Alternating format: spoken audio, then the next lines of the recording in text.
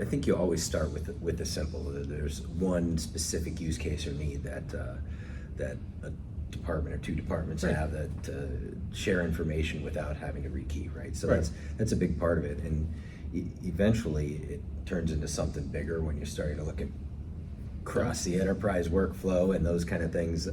But you start with something simple like that.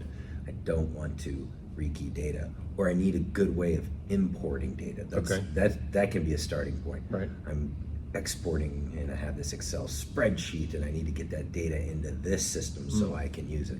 Well, So that probably brings up some of the things that you deal with that gets you just incrementally more complex, right? Because what you're doing in the spreadsheet, maybe you could code that.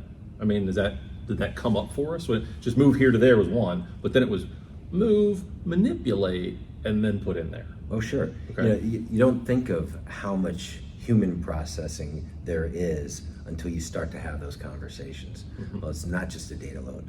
The person who's building that spreadsheet or changing that spreadsheet or has some sort of an operation associated with the spreadsheet. Right. And that's when you start to look at the data exchange, those are the types of operations that you end up automating and possibly putting in the middle between the two systems, Right. and essentially emulating that human behavior.